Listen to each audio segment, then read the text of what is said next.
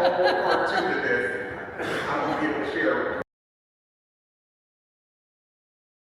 Diagnosing Whiteness and Anti-Blackness, White Psychopathology, Collective Psychosis, and Trauma in America, which recently ranked #1 in Amazon's new book collectives releases, and I'm pretty sure you can get it right there at the conference. Please do so.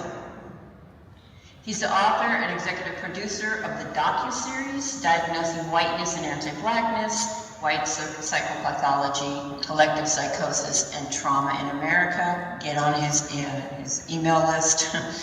It's a 10-part video series, and he's the founder of Blackademics, a nonprofit organization that provides educational experiences and opportunities to educators, lawyers, healthcare professionals, and the larger population. So Dante is a historian, scholar, public speaker, thought leader, facilitator, and coach, and he has worked and consulted for more than 15 years as a human resource management professional. He's won multiple awards. In 2024, he was awarded the Higher Education Diversity, Equity, and Inclusion Leadership Award by the National Association of Diversity Officers in Higher Education. And I have had the great privilege and honor of co-leading with Dante over the last several years, and can say with all sincerity that I have never experienced anyone hold a container for a group like Dante does. And he allows the deepest and most courageous honesty in participants from all points on the racial spectrum. Dante honored me by asking me to write the foreword to his new book, and has honored me again by asking me to read it to you. So I will do so now and then turn it over to him. I am white. As I read Diagnosing Whiteness and Anti-Blackness by Dante King, I come across terms such as white sociopath, malignant, diabolical psychopathy, and white malignant narcissism. One may reasonably ask, how does that make you feel as a white person? And I can answer with sincerity that I feel recognition and relief. I even feel excited and empowered. Why? Recognition because Dante describes a racial orientation inculcated within me at an early age and continually reinforced throughout my life. Relieved because these words break white racial taboos and directly name white sociopathy. Excited because to receive a diagnosis is the first step toward a cure. I feel empowered because I can move past unproductive and self-serving feelings such as guilt and shame. I did not choose to be conditioned into this disorder. I would never have accepted had I been given that choice. Dante's analysis is not about me, but Dante's analysis is about me, but it isn't personal. That understanding is actually liberating as it frees me from defensiveness, hurt, anger, and denial. It renders my self-focus moot. I am left ready to challenge white sociopathy within myself, my fellow white people, and society as a whole. I've been involved in anti-racist education for over 2 decades, working both internally and externally to expose and challenge white supremacy. I could not have done that without deep mentorship from Black people and other people of color. That mentorship required me to break with my conditioning and see value in having relationships across race. As a white woman, I was not raised to know or love or see Dante King. What a tragic loss that would have been if I had not made the changes in my life that would bring us into relationship. Dante is among the most powerful teachers I have had the honor to learn from. I hold the deepest sense of awe for his brilliance, compassion, commitment, and courage. Dante does not tip around white fragility, bending over backwards so as not to upset our delicate sensibilities and set up our rage. Yet, as Marguerite Malloy testifies, Dante's directness exacts a very high toll. To be Black in the US is to carry a heavy allostatic load due to the chronic stress of white sociopathy. To be Black in the US and continually speak truth to power is to amplify that load, as well as to amplify the risk of violence. I implore my fellow white people to open your hearts, allow Dante's message in, and feel the urgency. As our country moves ever closer to renewed legal and social entrenchment of white supremacy, our humanity is at stake. We too have an investment in ending this devastating form of mental illness, which so profoundly limits our capacity for full and moral lives. To any of my Black brothers and sisters, I hope to remind you that regardless of the lies we keep repeating, you are not and have never been the problem. I thank you for your attention. I turn it over to my beloved brother, Dante. It comes with a lot of criticism, antagonism, and vitriol. So thank you so much. I'm honored to be connected to you in a relationship and to be here. So it's been impressed upon me that we have 60 minutes, so I'm going to just jump right in. I want to make sure that people understand some of my focus, and that will become clear as I move on or into my talk. But I am raising this morning, and really throughout my work holistically, the experiences of people who have been characterized as and or labeled as Black. And so that includes not only African people, African American people, the people who are Afro-Latino, who are Afro-Indigenous, such as my great-grandmother, and really speaking to people's experiences who have been racialized into the construct of being identified as Black, phenotypically, because they have melanin in their skin. Does that make sense? And so, even within the Latino or Latina or Latina construct, it's important to racialize within that construct because the experiences of Afro-Latinos is much different than the experiences of phenotypically white presenting Latinos. Does that make sense? Okay, do I have Afro-Latinos in the house? Okay, so we're going to get this started, and so I'm going to share with you, I'm going to use to start a conceptual framework by Dr. Frances Cress Welsing. I'm going to allow her to explain it to you, even though she's been dead for a number of years. I'm going to feature an interview of this very brilliant Black woman giving an interview about her conceptual framework. She was actually fired from Hartford University in the mid-1970s for this framework, and then we're going to work from it. So turn to the person next to you and say, he's going to share the framework. He's going to share the framework. And then we're going to work from it. And we're going to work from it. Turn to your other neighbor and say, and we're going to learn from it. And we're going to learn from it. Okay. System, white supremacy being the compensation for white genetic recessivity. So I'm going to give some examples that really highlight this, and I'm going to start with the institution of religion. But let me go back because, let me just see. Here we go. Would we consider, for example, the intersection of the influence that white supremacy has in all of these areas of our lives? I'm going to deal with initially the intersections of religion, of war, of politics, legality, and also education and religion. Like this is all wrapped up in there. So, let me just go. Okay. How many of you are familiar with the American Toleration Act of 1649? Okay. Who would like to tell the audience what it said?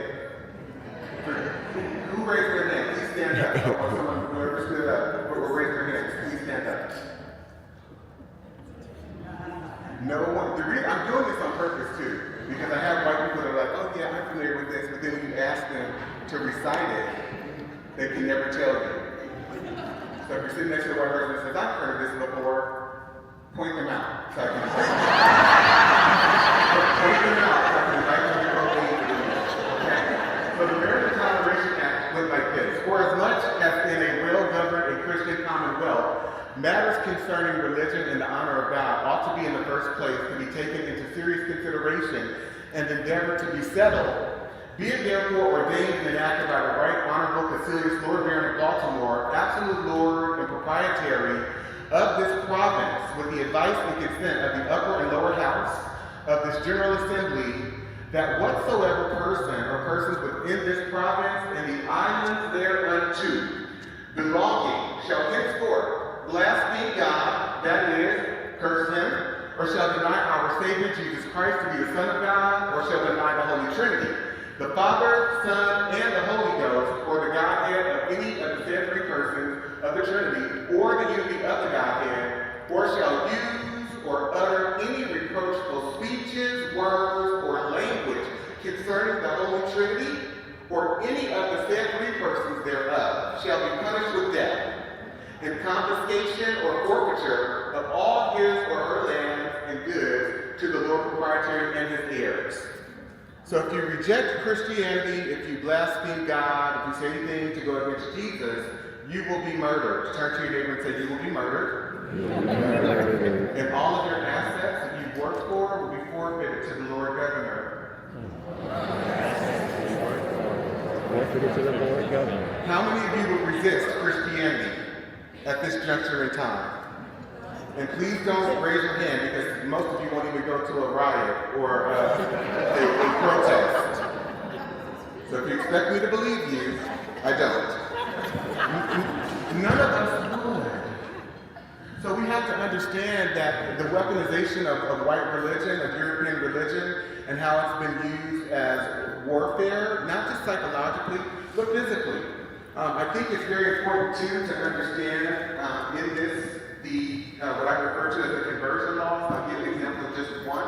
This is 1667, and it says, whereas the doubts have risen, where the children that are slaves by birth, by the charity and piety of their owners, made partakers of the blessed sacrament of baptism, should by virtue of their baptism be made free. It is enacted and declared by this grand assembly and the authority thereof, that the conferring of baptism does not alter the condition of the person as to his bondage or freedom, that diverse masters free from this doubt may more carefully endeavor the propagation of Christianity by permitting children, those slaves, or those of greater growth capable to be admitted to that sacrament. So prior to this law, Christianity came with the benefit of freedom. And after this law, it did still for people who were considered free and European. But if you were enslaved, an indigenous person or an African person, that characteristic of freedom, no, is no longer there. So they went about baptizing indigenous people, converting African people, and they could baptize them, but what this law said is you will be baptized and made Christian, but you will not be free. Does that make sense? So how many of you understand that anti-blackness sits at the heart of white morality? Anti-blackness, say this with me, turn to your neighbor and say, anti-blackness sits at the heart of white morality. And I'm going to go to another, so this is the law that gave white Christians gave to other Christian folk. This is under the English, this is in Virginia, to be able to murder black people with impunity. And here's how it reads. It's called the Casual Killing Act. Turn to your neighbor and say, it's not malicious killing, it's casual killing. So this law says, whereas the only law enforced for the punishment of refractory servants resisting their master, mistress, or overseer cannot be inflicted upon Negroes because black people are too stubborn, they need a stronger degree of force. Because as they are resisting rape, pedophilia, they're resisting their mother being raped, they're trying to fight for them, as they themselves are resisting from having their daughters, their 10-year-old, 11-year-old, 12-year-old daughters be put out for prostitution, which is how the American empire gets built. As they start to resist that, we need a form of correction to be able to keep them in line. How many of you are tracking with me? Okay. So because of their stubbornness, you see the word obstinacy, many of them they can't be suppressed by anything other than violent means, be it enacted and declared by this grand assembly if any slave resists his master or other by his master's order correcting him, and by the extremity of the correction, I have to memorize some of them, should happen to die, that his death shall not be accounted a felony, but the master or that other person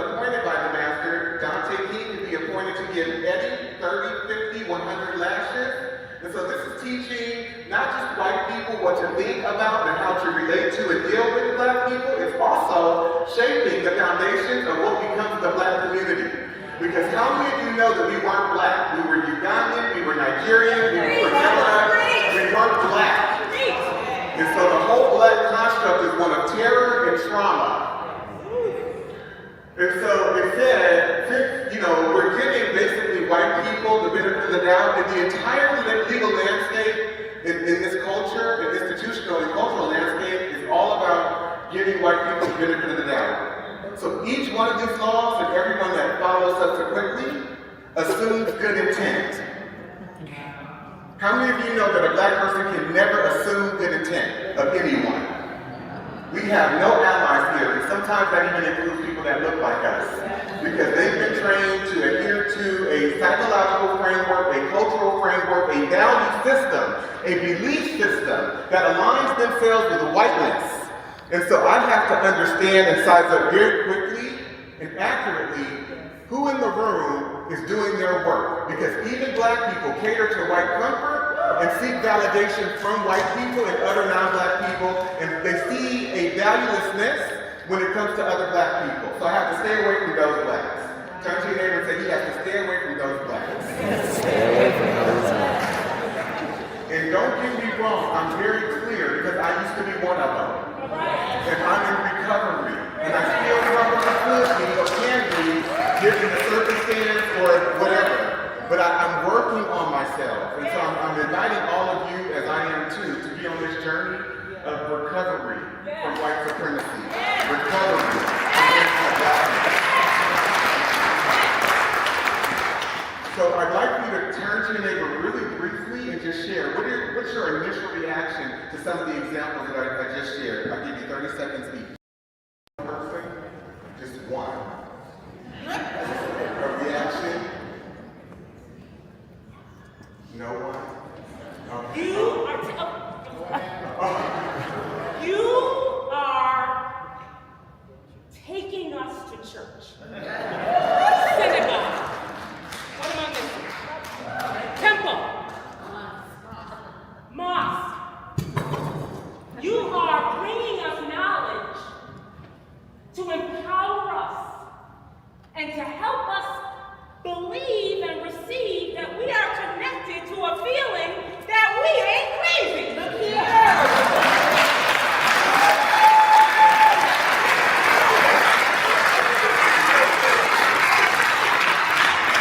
So one of the words that we used was the word intense.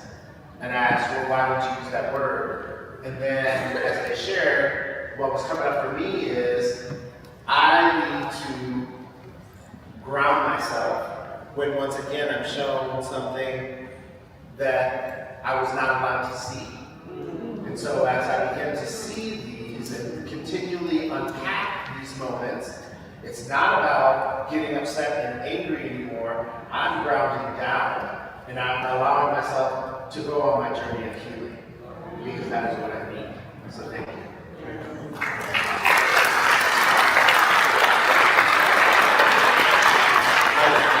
And I love what you said. I do want to say I am angry. Yes. And I will forever be angry, because not understanding this knowledge, I did feel crazy. But I also blamed my parents for things. I misdirected my discontent and my anger, because I didn't have this information. And so left without any context, I blame Black people for their misgivings, for not doing X, not doing Y, not doing Z. I had no reference. And once I was able to go on this research journey, then I'm going to invite you to go on with me, and also Dr. Ralph D'Angelo. We have a 16-week fellowship that we're doing together. But once I began my research journey about 20 years ago, it just traumatized me. I went through grief. I was very sad. I became depressed. I became suicidal at what I was finding out. And it allowed me to understand that there's not one African American person in this country, or Afro-Latino person, or person of African descent who has a lineage that dates back to the antebellum period, or any Black person even that has come since the end. whatever result I see, whether they're economically deprived, whether they are on drugs, whether they have been abused or ravaged by the white supremacist system of criminality, it's not their fault. It's not their doing. I have to forgive every black person. And the reason I say that, if you were to join the fellowship, you will see, I'm sharing examples with you, but I have over 20,000 of these legal examples. 20,000. And when you do a chronological trek into the present, it becomes very clear the things that have been happening in this country for centuries. So, that said, I'm going to go to 1672. Turn to your neighbor and say 1672. 1672. And I'm not going to go through this all the way because it's pretty long. It says, for as much as it hath been manifested to this grand assembly that many Negroes have lately been and now are out in rebellion in sundry parts of this country, and that no means have yet been found for, I don't know what's going on, but for the apprehension and suppression of them, from whom many mischiefs of very dangerous consequence may arise to the country, if either other Negroes, Indians, or servants should happen to slide forth and join with them, for prevention of which be it enacted by the governor, council, and burgesses of this grand assembly, and by the authority thereof, that if any Negro, mulatto, Indian slave, or servant for life run away, and shall be pursued by the warrant or human cry, it shall and may be lawful for any person who shall endeavor to take them upon the resistance of such Negro, mulatto, Indian slave, or servant for life, to kill or wound him or them so resisting.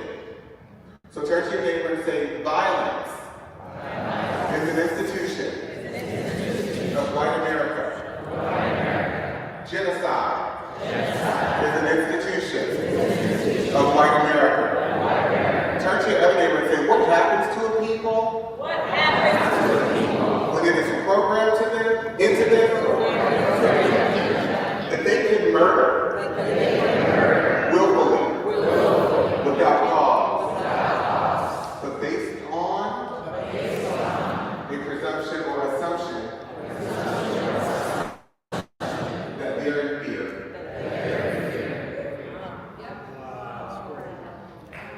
What happens over time? How many of you see that the humanity and the emotionality, empathy, and compassion is being regulated out of white people? By show of hands. Okay. It also goes further. And if it happened that such Negro, mulatto, Indian slave, or servant for life do die of any wound in such their resistance received, the master or owner of such shall receive satisfaction from the public. You're going to be paid by the public taxes. If your Negro or Indian slave or servant for life, mulatto, happens to be killed, turn to your neighbor and say, if you're white, turn to your neighbor and say, white person, you don't lose out. It's a win-win all the way around. So how many of you see the inhumanity of white capitalism? Okay. And then I'm going to nuance this just a little bit, but I'm going to go down to the bottom. And it is further enacted by the authority aforesaid that all such Negroes and slaves shall be valued at 4,500 pounds of tobacco and casks apiece, and Indians at 3,000 pounds of tobacco and casks apiece. Who is it worth more to kill? Turn to your neighbor and say, who is it worth more to kill? Ask them. Black people. And we're going to add into this, and it is further enacted that the neighboring Indians do and hereby are required and enjoined to seize and apprehend all runaways whatsoever that shall happen to come amongst them, and to bring them before some justice of the peace, who upon receipt of such servant, slave, or slaves from the Indians shall take unto the said Indians for a recompense 20 arms length of roanoke or the value thereof in goods as the Indians shall like up. So we're going to commission pretty much white presenting indigenous people, Indian people, and that becomes clear too because they begin to write this into the law. who they're talking about. So phenotypically, if you were a person of Indian descent or indigenous descent, and you look like you have African blood in you, they would call you mestizo, or they would identify you as black during this particular period. And so, phenotypically white-presenting indigenous people, we're commissioning you to go after and target phenotypically Afro-indigenous people, African people, and African black people who are here in the colony. How many of you get this? This is very nuanced, and it's important that we racialize always, understanding that racism in America is a color caste system. Turn to your neighbor and say, it is a color caste system. This is the Preventing Negro Insurrection Act. How many of you would be angry over the last 50, 60 years, leading up to 1680, if you were black, based on just a few examples I shared with you? How many of you would be angry? And so black people start to organize, Angolans and others that they are bringing in from the western strip of Africa. And so they implement this Preventing Negro Insurrections Act. And here's what they say. Whereas the frequent meeting of considerable numbers of Negro slaves under pretense of feasts and burials is judged of dangerous consequence. We don't want them eating breakfast, lunch, or dinner. We don't want them attending funerals because they are attempting to organize and resist. How many of you see this? Okay. Be it enacted by the King's most excellent majesty by and with the consent of the General Assembly, and it is hereby enacted by the authority aforesaid, that from and after the publication of this law, it shall not be lawful for any Negro or other slave. I'm going to repeat that. For any Negro. Turn to your neighbor and say, we are not just talking about. We're not just talking about those who were enslaved. those who were enslaved. We are talking about. We're talking about All Negroes. all Negroes. And so the institutionality, the cultural fabric, the cultural psychology, and the legality of America and all of its institutions are inherently anti-black. This has less to do with slavery and the institution of enslavement than it does anti-blackness. Does that make sense? And I'm going to break this down just a little bit more. So, be it enacted by the King's most excellent majesty by and with the consent of the General Assembly, and it is hereby enacted by the authority aforesaid, that from and after the publication of this law, it shall not be lawful for any Negro or other slave to carry or arm himself with any club, staff, gun, sword, or any other weapon of defense or offense, nor to go or depart from his master's ground without a certificate from his master, mistress, or overseer. And such permission not to be granted but upon particular and necessary occasion. So everywhere a black person goes, they have to be able to justify and explain and rationalize to a white person why they are there. And how many of us have to do that right now? And have, yes, even at this conference. I won't speak to it, but people ask me, are you okay? And it's not to be helpful. And every Negro or slave for offending, not having a certificate, as After said, shall be sent to the next constable, who is hereby enjoined and required to give the said Negro 20 lashes on his bare back, will lay on, and so send home to his said master, mistress, or overseer. And it is further enacted by the authority aforesaid that any Negro or other slave shall presume or lift up his hand in opposition against any Christian in the European context, shall for every such offense upon due proof made thereof by the oath of the party before a magistrate, having received 30 lashes on his bare back, will lay on. And so you can't even express your discontent as a black person, because whatever that white person thinks of you as an individual or the collective group, they can destroy you. They can have you murdered. And so this right here literally is speaking to black people that decided to push back or defend themselves. But right now, in this context today, I'm not safe if I go and work for an institution. Because I've got to deal with Susie, Katie, Karen, Becky policing me. I've got to deal with what Tom and Peter thinks about me and whether I'm adhering to the standards of white standards of professionalism. And so I suffer from, and we all do, experience and suffer from a chronic anxiety. Because black safety depends on the white mind, what any one person thinks about us at any given moment. And so we're never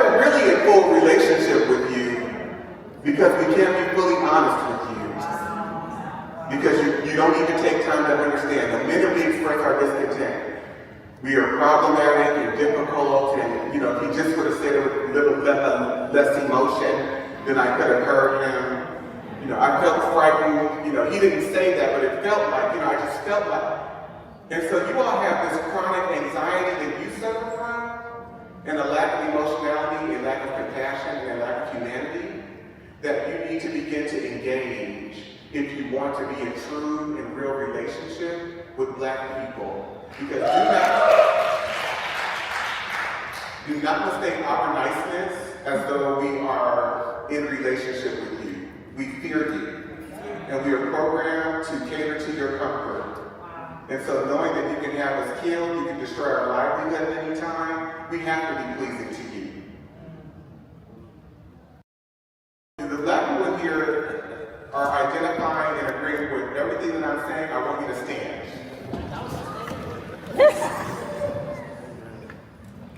So you can see I'm not just speaking for myself.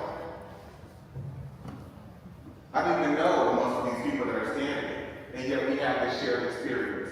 Thank y'all so much. I want you to know I love you and I see you, especially the Black women in this room, because you never have gotten the recognition and the appreciation that you deserve, and I honor you.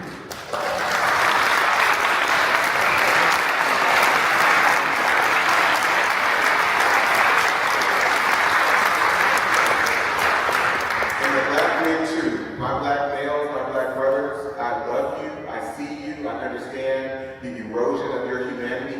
Having to minimize yourself and make yourself small, not even being able to defend yourselves, your sons, daughters, nieces, and nephews.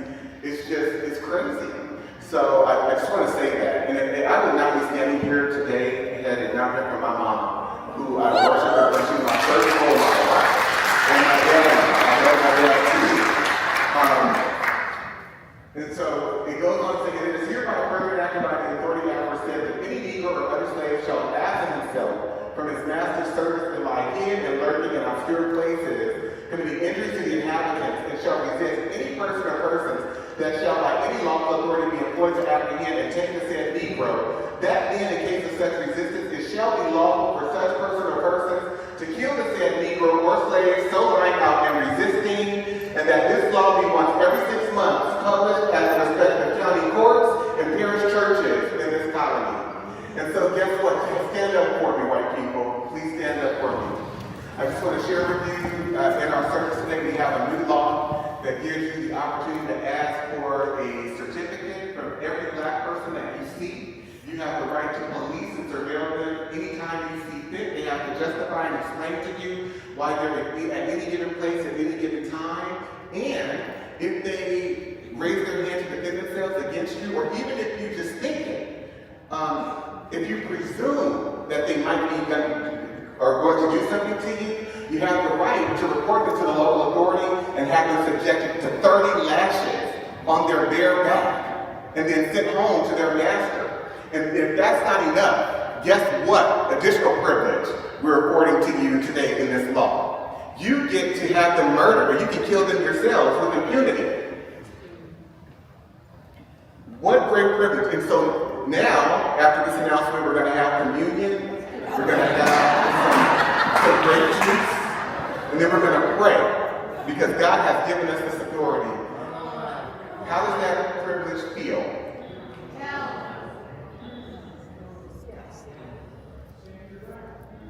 Part of me has to die for me to say yes to that. What part of myself do I have to kill to say yes to that law? A part of me has to die.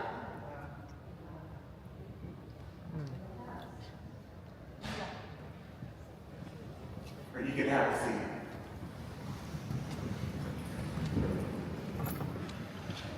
So in what ways is whiteness being defined? Because as you heard Dr. Chris Weldon say, it's not been defined genetically. It's not been defined legally, scientifically. So in what ways are these laws shaping what it then means to become white? Anti-Black.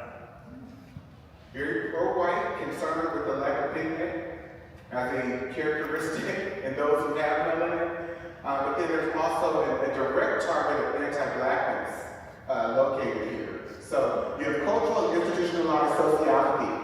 which equals psychopathy. How many of you would agree with that? Show of hands. Okay. I only have a few minutes left.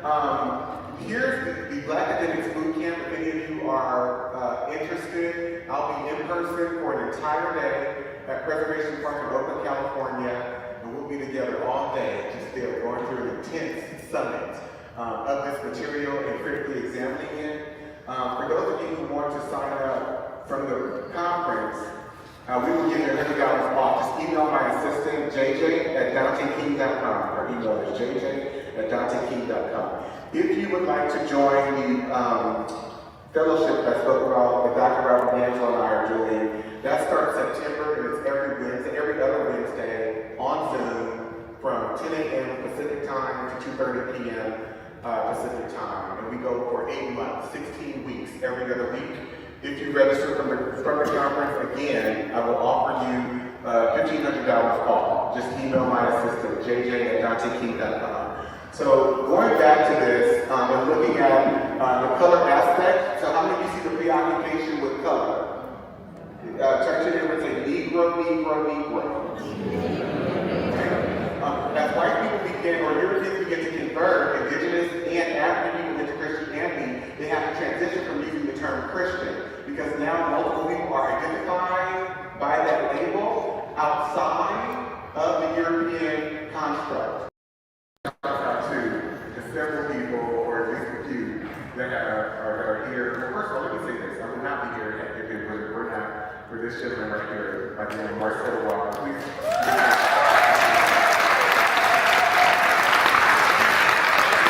And my other assistant, who just handles my whole life. I call her my second mortgage after him. She's not here, but she's just incredible. I want to give some recognition to Dr. Marcus Campbell and Dr. Pat Savage, who are here. If we can give them a round of applause.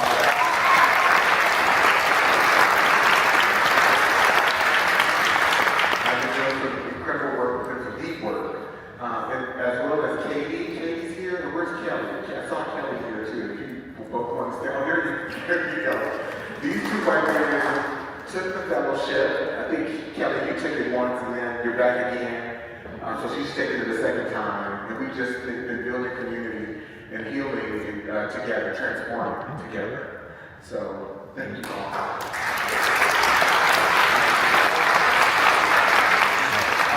This is the South Carolina 1740 Negro Act, and this act says, Section 1 declares all Negroes of Indians to be slaves. Section 2, under this provision, it has been uniformly held that color is prima facie evidence that the party bearing the color of a Negro, mulatto, or mestizo is a slave. But the same prima facie result is not followed for the Indian color. What does prima facie mean? Face of the evidence. So if we perceive you just based on visible, just on sight, visually, to be of the Indian color, you're not enslaved. How many of you understand that? But if you look like you phenotypically have any mixture of black or African blood, and we perceive you, you are enslaved. How many of you got that? How many of you see the object of color functioning in white people's compulsory obsession with it? Okay. So then we go to the 1790 Naturalization Act. And so this objectification of a color concept, white, turn to the white person next to you and say, you're not white. You're European. And you lack an ability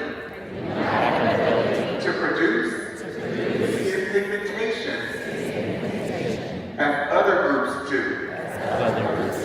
Turn to your neighbor and say, you're not white. Get healed. Okay. So we're going to start a whole country, the United States of America, based on the predicate of whiteness. And so in 1790, the United States Congress passes this law, and it says, be it enacted by the Senate and House of Representatives of the United States of America, of Congress assembled, that any alien being a free white person who shall have resided within the limits and under the jurisdiction of the United States for the term of 2 years may be admitted to become a citizen thereof. So white whiteness is the main value system in America. That's how you get economics, access to opportunity through your citizenship. And so therefore, white institutions, this country, the legal system, the political system, all of our institutions function on the basis of white affirmative action and white sponsorship. There's a book called When Affirmative Action Was White, written by a Jewish guy by the name of Ira Katz Nelson. You should get it and read it. When Affirmative Action Was White, by Ira Katz Nelson. We then go on, so is this privilege or terrorism? Is it privilege or terrorism? I don't know, I still don't know. You're not white, get healed, okay. So whiteness is psychological in nature. It's been infused into our legal system, all areas of our lives, and so has anti-blackness. And so anti-blackness is a white American legal, social, cultural, economic, institutional values and belief system. It involves the deprioritization of humans labeled as black people, as well as the criminalization, hyper-negativity, hyper-scrutiny, and negative positioning of black people and or blackness throughout all aspects of American society and life for the purpose of justifying and rationalizing political, social, cultural, economic debasement and inhumane treatment, ultimately genocide. So we are involved in a genocidal project where non-white people are concerned. How many of you see that being evidenced before you today? Okay. Anti-blackness includes, it can be a combination of texturism, featurism, colorism, and Eurocentric desirability versus undesirability based on European standards. And so some examples, and I'll share with you briefly. How many questions? So President Thomas Jefferson, he said, I advance it therefore out of suspicion only that the blacks, whether originally a distinct race or made distinct by time and circumstances, are inferior to the whites in the endowments, both of body and mind. Deep-rooted prejudices entertained by the whites, 10,000 recollections by the blacks of the injuries they have sustained, new provocations, the real distinctions which nature has made and many other, they secrete less by the kidneys. So black people don't sweat as much, you don't secrete as much by the kidneys, and more by the glands of the skin, which gives them a very strong and disagreeable odor. So we smell bad, we're unattractive. How many of you see this? Okay. President Abraham Lincoln, he says, I will say then that I am not, nor ever have been in favor of bringing about in any way the social and political equality of the white and black races, that I am not, nor ever have been in favor of making voters or jurors of Negroes, nor of qualifying them to hold office, nor to intermarry with white people. And I will say in addition to this, that there is a mythical difference between the white and black races, which I believe will forever forbid the two races living together on terms of social and political equality. And inasmuch as they cannot so live while they do remain together, there must be the position of superior and inferior, and I, as much as any other man, am in favor of having the superior position assigned to the white race. How many of you are seeing more and more white people's obsession with whiteness? By show of hands. Turn to your neighbor. This is not about being American. This is about being white American. So, President Andrew Johnson, Lincoln's successor, once Lincoln was assassinated, he said the blacks were given the right to vote. That would place every splay-footed, bandy-shaped, humpback, thick-lipped, flat-nosed, woolly-headed, ebon-colored Negro in the country upon an equality with the poor white man. As long as I am president, this will be a country for white men and a government for white men. So we go, Albert Einstein, he said that racism is a disease of white people in 1946. White malignant narcissism, extreme arrogance and self-centeredness, disregards feelings and needs of others, manipulates, uses, and exploits others for personal gain or pleasure, possesses an extreme need for power, exacts revenge against others upon critique, fantasizes about ways to gain more power or dominance over others, lacks conscience, regret,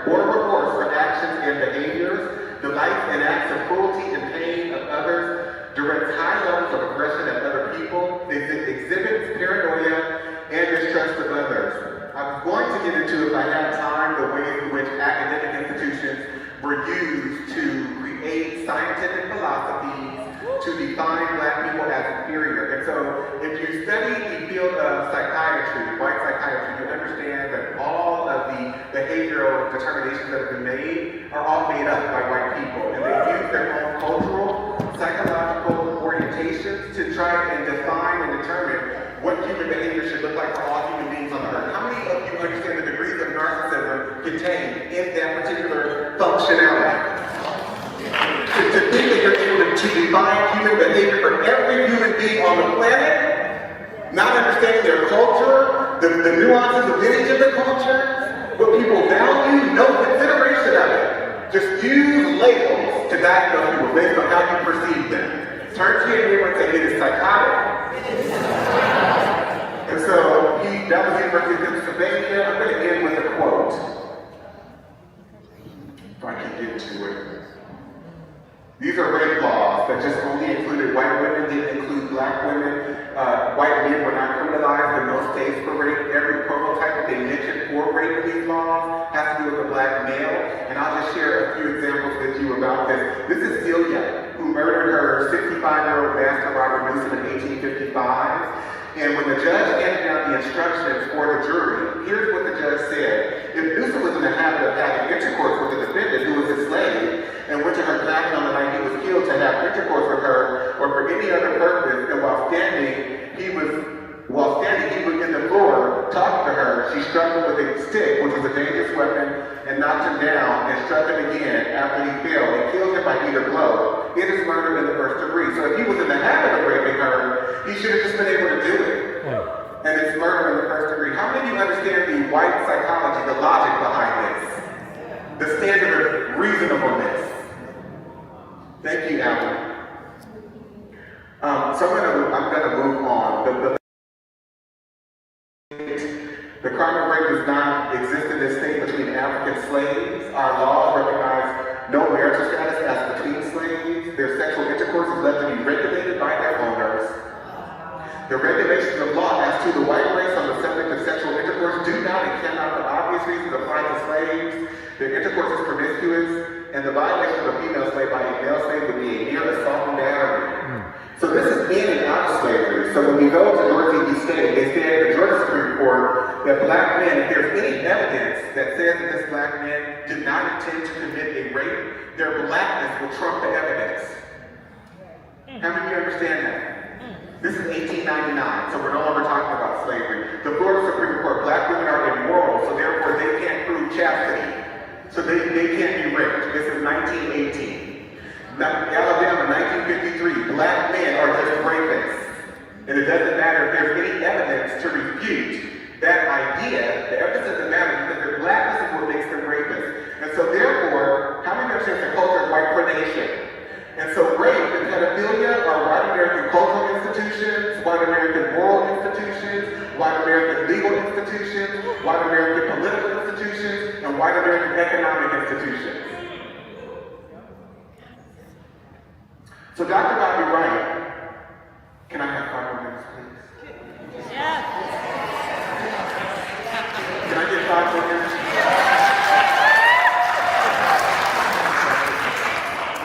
Look short. Okay, short. He's Jay the Stair. So in his seminal work, the Psychopathic Racial Personality, Dr. Wright analyzed the behavior of European Americans toward African Americans through the lens of psychopathy. He proposed that the historical and ongoing mistreatment of African Americans by European Americans is not simply a matter of prejudice or ignorance, but it is indicative of a deep-seated psychological condition. Key characteristics. Wright argued that the defining traits of the psychopathic racial personality include an absence of empathy, a disregard for the humanity of others, deceitfulness, and a persistent pattern of exploiting and oppressing African Americans. He believed that these traits are manifested in institutionalized racism, systemic violence, and cultural domination. So Dr. Bobby Wright writes in this pamphlet, in their relationship with the Black race, whites are psychopaths, and their behavior represents an underlying biologically transmitted proclivity with roots deep in their evolutionary history. The psychopath is an individual who is constantly in conflict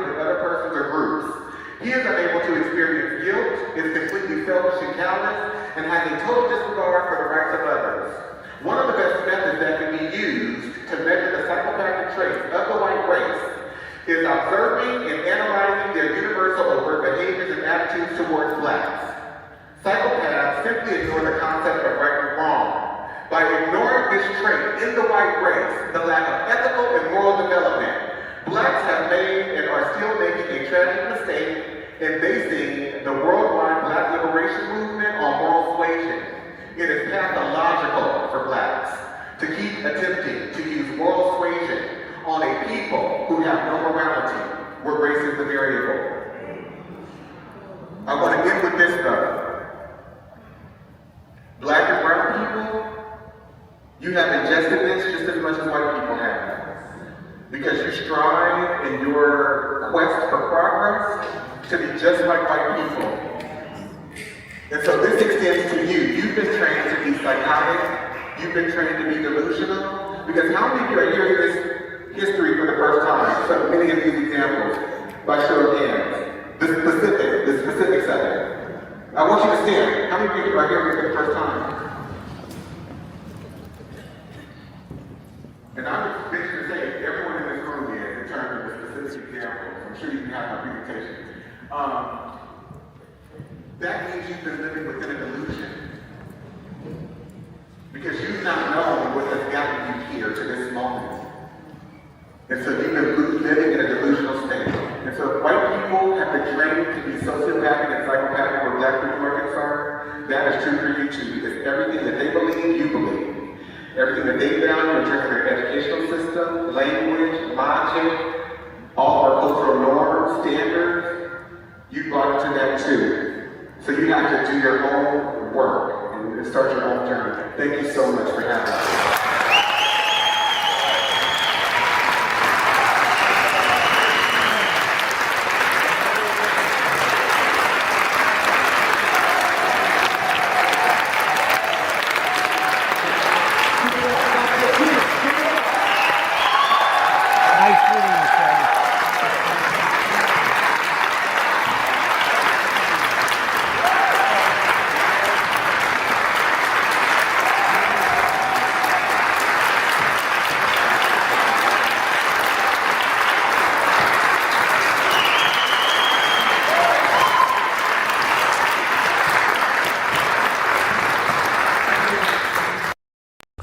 Dr. Amos Wilson told us, we have a school system that is based upon the psychology of white children and white people. If we are trying to educate our children in that system, they are bound to fail. The very structure of the educational system itself is based upon a white model, and therefore it has a built-in failure mechanism for black children, one way or the other.